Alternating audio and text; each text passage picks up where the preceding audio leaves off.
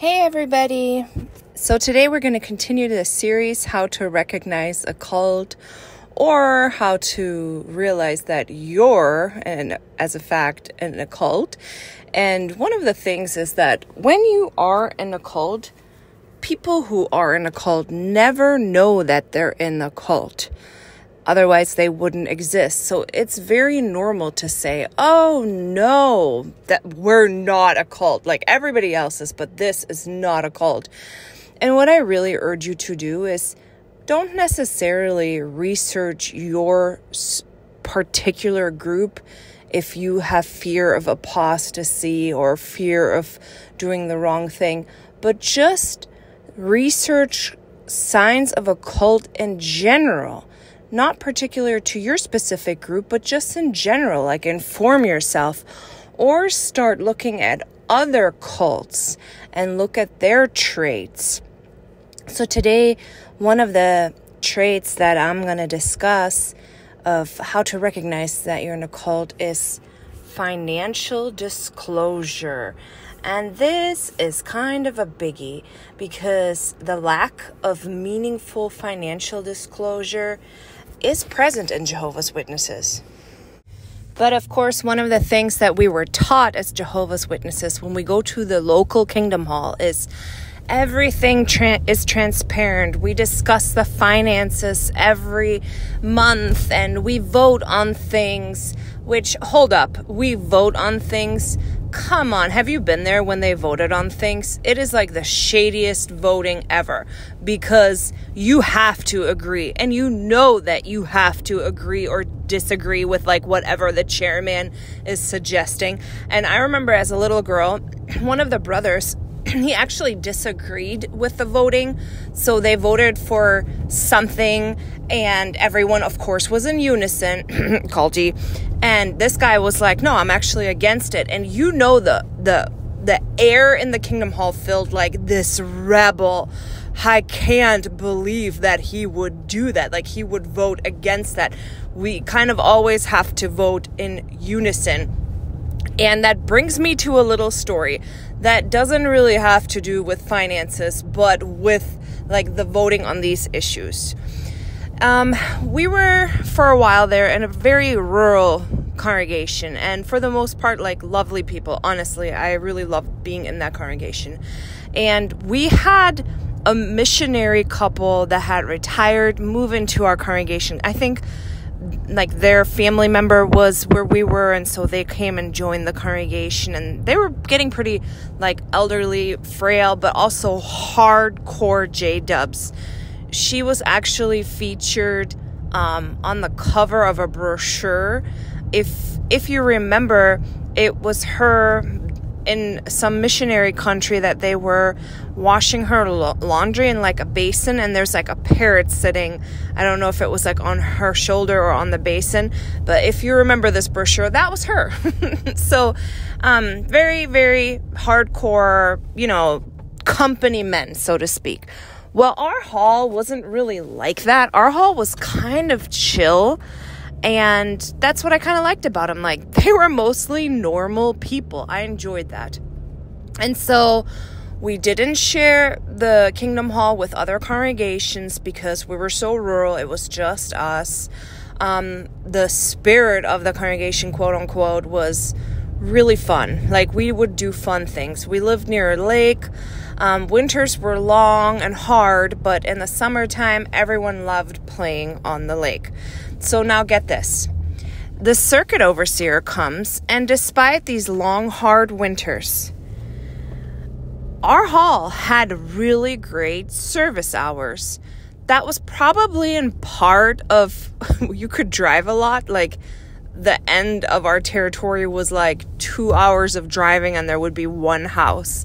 But also just, I think people just really enjoyed going out with like the group because everyone was pretty nice, And so the circuit overseer came, and the circuit overseer loves doing the it's never good enough thing. You've been there. It's frustrating. And he actually said that our hall was the best hall with service hours in the whole circuit. The most rural, hardest winter haul was the best in service hours. Yay, right? Oh, no. Not with Watchtower. It's never good enough. So he actually suggested that we could do even better if we moved our meeting time to the afternoon so that we could go in service Sunday morning. And so I think he suggested that to the elder body, and the circuit overseer left, and our presiding overseer, which they changed that term now, but at the time it was the presiding overseer, was actually a really, really nice guy. And he brought it to the congregation to vote on this. And he said, so we can improve with our service hours if we switch to afternoon meeting, and we can go in service in the morning. And it was hilarious. It was a riot at our Kingdom Hall. A riot. Like mutiny. Because our summers were short and our weekends were short. You're already slaving for Watchtower Saturday morning, Sunday morning. So by the time you get to the lake, you never really have a whole day on the lake, basically, And these people love to play. Jet ski, boat, tubing, we did it all. And we had a blast.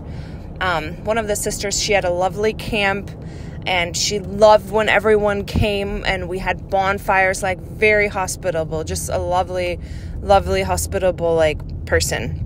So, they voted on this, and people spoke out. They were like, our summers are so short.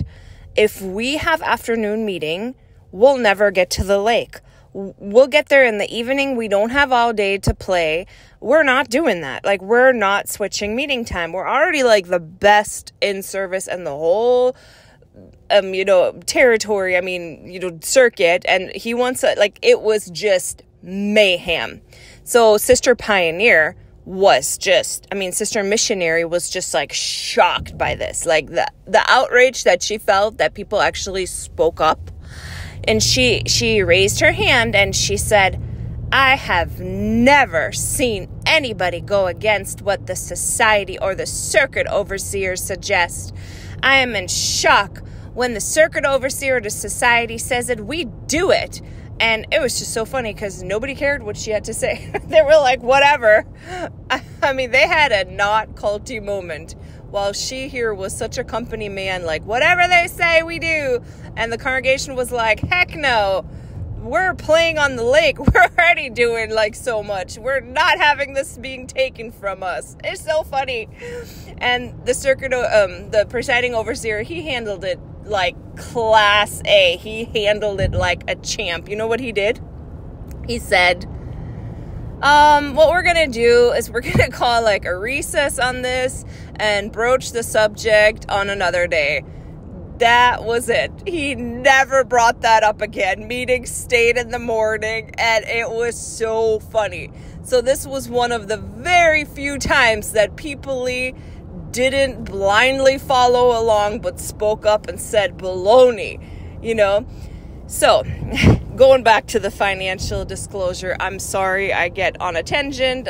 These stories come to my mind and I feel like I have to tell them because they're interesting, right? But the financial disclosure part. So when you go to the meeting, they're telling you, let's vote on this. And, we're discussing our local finances. Cool. And it seems so transparent because they'll put it on the backboard and that the Kingdom Hall is probably in a deficit and they owe Brooklyn all this mortgage money for a Kingdom Hall that they built, scam. But what's going on, basically. What we didn't think about is that we don't know what's going on the big level. Not one person can tell you how much money Watchtower has with their lovely charity status, not having to pay taxes, and they fight for that tax break. We're not supposed to go to court. We're not supposed to, fight for things in court for our rights. We're supposed to turn the other cheek, us rank and file. But you better believe Watchtower will go to court so quick when it comes to their lovely little tax breaks. You can Google all of this. Please do. I encourage you. There's reputable newspaper articles about Watchtower going to court, suing. They sue people. We don't even know like the lawsuits that they're bringing forth. There's no disclosure for this. And I think the first time that I kind of noticed this to be true was when all those Brooklyn Bethel buildings got sold. We didn't have any talk about this to us rank and file. We were not made aware for how much those buildings that were built with our donation money, that were remodeled with our labor, we never got to find out what they were sold as and how much money Watchtower made from Watchtower itself. Now, you can go to Google and you can look up all those buildings they sold and the billions that they made. Like, one of them was sold to Jared Kushner, Donald Trump's son-in-law, and he paid a hefty price tag. No disclosure for rank and file. And there was also another little incident that we had locally after I had moved to another state. We were in an area that desperately needed an assembly hall. We didn't have an assembly hall the whole time that I lived there. And one day at the meeting, they said, we are trying to get an assembly hall built, and it will be for a few states. It'll be central to like several states, so they can use this assembly hall. And what we're doing is we're gonna already start asking for money for specifically this assembly hall to be built, and we're asking you to pledge on a piece of paper how much you can contribute every month. I was so busy with little kids, it didn't even really hit my radar. I'm probably so distracted at the meetings, like my kids were babies. But my mom and grandpa were sitting there with alarms bells going off, like, what is happening here? Like, we don't pledge money. Like, we do not pledge, because what Russell said is that we will never ask for money. And that was like a core belief of the older generation, that Jehovah will bless this and we just don't have to ask for money. And here they are asking, begging, and asking you to pledge. Kind of a poor congregation too. So my ex-husband, he pledges like $40, and I'm looking at him like, we can't even afford that every month. Are you crazy? Like, we're poor, you know. I'm like, why would you do it? But I think he just kind of liked to look good, because I don't think he really even had like an intention to be able to pay that. Who knows? Do not know. But I thought, man, that's hefty for us, like as a family with several kids, to pledge $40 to Watchtower every month, you know? And so what they did is they put a little contribution box in the back of the Kingdom Hall labeled like, this is for our assembly hall. And they started collecting that money. And that box, you know, I don't even know, did they put it in a separate savings account? Did they send it to Bethel? I don't even know. But basically, it was sitting there. People were donating money. And I do know that because they were going to build this assembly hall for several states, that in other states, the assembly halls they had were being sold to be able to liquefy into this new one that will serve several states. So they were asking for donations, and they sold, like, I think it was one or two other assembly halls to all contribute to the building of this new assembly hall, right? And then nothing happened. Like, nothing happened. We would hear like, oh, they're looking for property and they can't find anything. Are you kidding me? Like, a pretty rural area, you can't find property? Come on. And then after a few years, that contribution box disappeared. They had sold the other assembly halls, and we had no updates, no news, and we definitely didn't have a new assembly hall. And this was weird. So my mom and grandpa were like, full disclosure, what happened? What happened with all that money they collected? Like, what happened? And really, honestly, for years, I heard nothing about this. I could not get an update about it. Nobody wanted to talk about it. If you would ask, you would kind of get the shifty eye. It was so freaking weird. And then finally, I asked one of my friends who I think that her husband is an elder, but I'm pretty sure he's Pimo. And I asked her, I'm like, okay, it's been like 10 years now, no joke. What happened to the building of that assembly hall? And where did all that money go?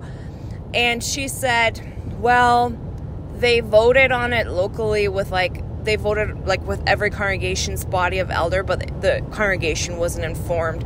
So what they voted on was it wasn't being built, so we're going to send the money to Watchtower. With our money, our money went to Watchtower.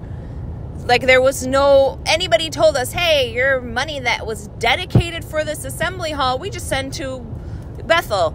Nobody, no disclosure. And I said, that's so shady. And that if you're an elder and Brooklyn asks you to vote for to be sent to them, I'm sorry, it's not even Brooklyn anymore, Bethel, you're not going to be the odd one out and vote no, because of no, that's not how a cult works, unity, and you have to all vote on the same thing.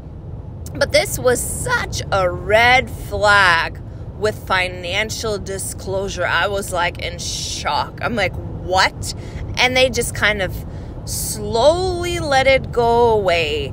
And then they collected all that money, shady as can be. And a similar other thing happened to a friend of ours. His in-laws, who do not have a lot of money, he specifically made a point to say they do not have a lot of money, but they have promised them to build a Kingdom Hall closer to their house. So please, if you could donate, we have this in the project.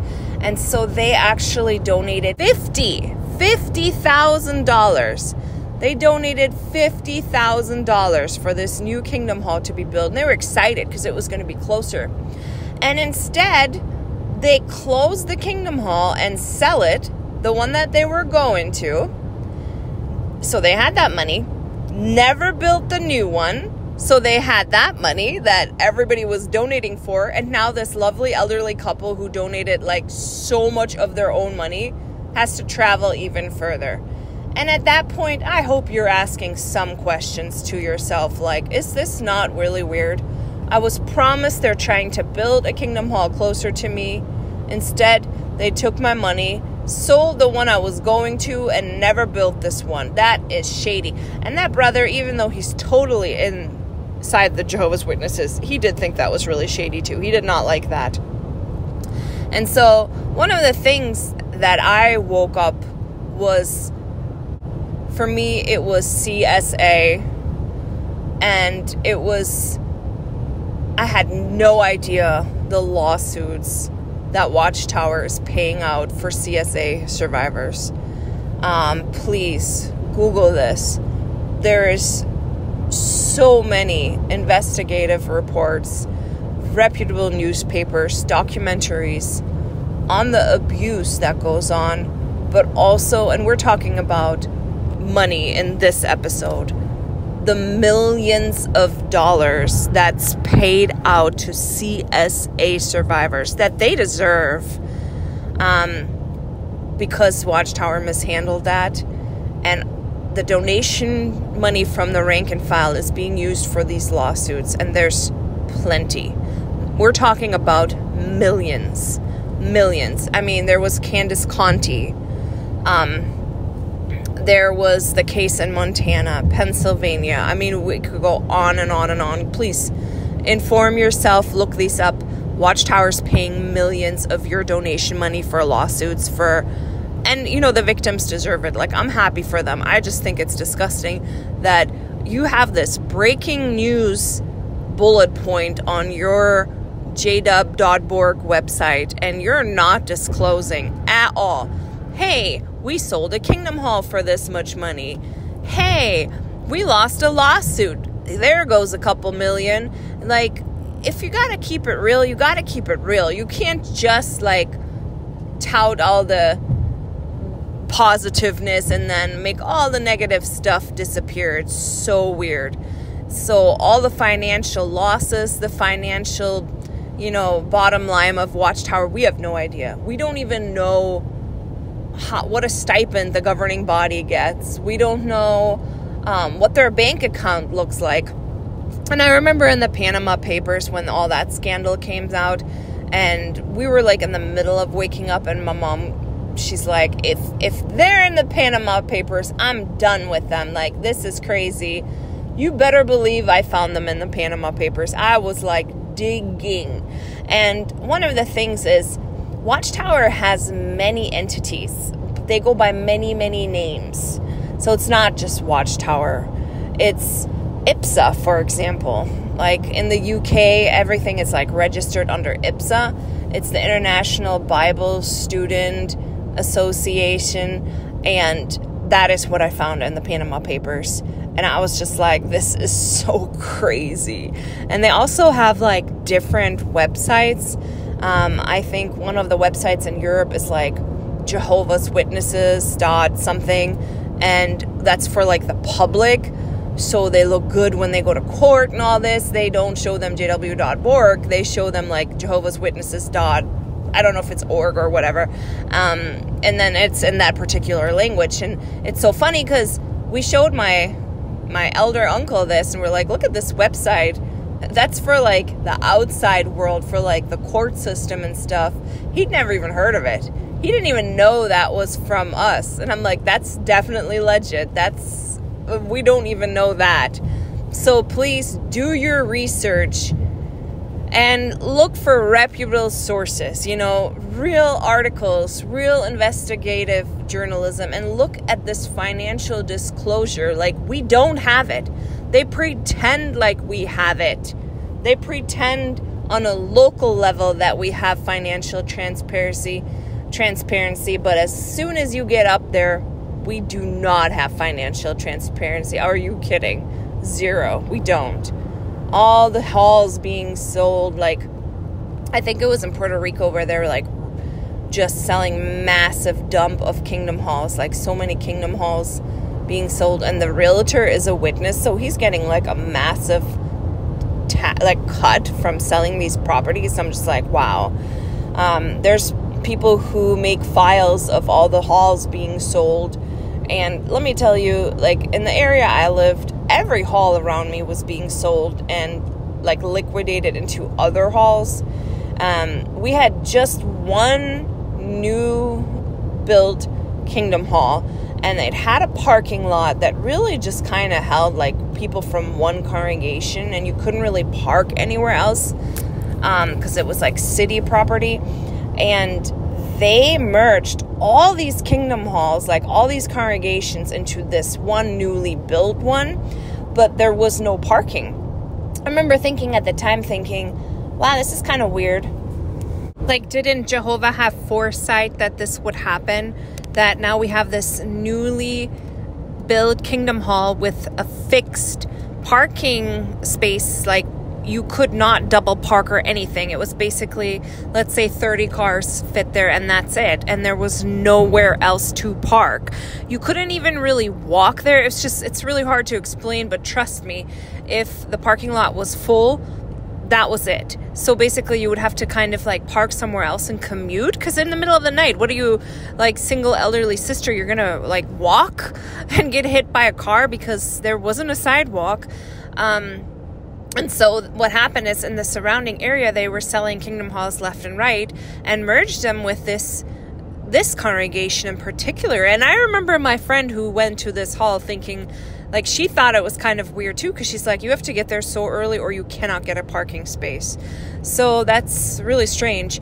And it does also, like, the whole Puerto Rican Kingdom Hall being sold reminds me of one story. I had friends that wanted to always, that was like their goal, help where the need is greater. I'm pretty sure her goal was also to be an elder's wife, because we were good buddies, and as soon as she married, it seemed like she was like grooming her husband to become an elder, and then they pioneered and they got like holier than thou. Like, I couldn't even be friends with her anymore, because it was like her cult alternative personality was present all the time, and her regular fun self was gone. But it was just correcting and speaking so fakely holy. It was just really not for me. But anyways, their house burned down, and they felt like this was a sign from God that they should take the money from the insurance and not rebuild the house, but go to Puerto Rico and help with like Kingdom Hall builds. And I was waking up at the time and I thought, boy, that's so sad, because they're not paying into retirement. They quit their jobs. They're using their own money to go to Puerto Rico and build Kingdom Halls. And they might be somewhere else now, but they're doing it on their own dime. And that was a sore point for my mom too. She always thought like when the missionaries got sent through Gilead somewhere, they had like the backing of the society. And suddenly people were encouraged to go on their own dime and on their own merit. No health insurance, no backing from the society. And we heard plenty of bad stories. You know, my mom's like, I can't stand it. Like they're asking people to go into all these foreign countries, sometimes dangerous, on their own dime, and not as missionaries where you're kind of supported by the society. And so my friends too, they're spending it's so sad, because what it is, it's a con. You're working for Watchtower for free to build Kingdom Halls that they're going to just go resell. And like their margin of profit must be huge. Tax exempt, free labor. I mean, crazy. And then my friends even used their own money to go. I mean, how sad. Some of these people, I think if they wake up and they invested so much, it's kind of heartbreaking. And they had an aging grandma that went into the nursing home. And I know for her that was heartbreaking too, because she didn't expect that. And here her grandkids like left to go build Kingdom Halls instead of kind of being there for their family. But you're so taught as a witness that like family's not in first place, you know, family's not first, like Watchtower's first. And let's be real, it's not God or Jehovah, it's Watchtower. Because all this is just to make Watchtower richer, basically. So please research all those things that I mentioned. Make your own picture of what Watchtower is really like. I liked reading 30 Years a Watchtower Slave. It was really an interesting book. He was very upset when he wrote it, and I get it. Like, people are like, oh, all these apostates are so bitter. Yeah, they have every right to be bitter. They wasted time, resources, youth in a cult that just used and abused them. That's never there for them. So sometimes people get to be bitter, you know? But I recommend that book, 30 Years a Watchtower Slave. So, see you guys in the next episode. Bye!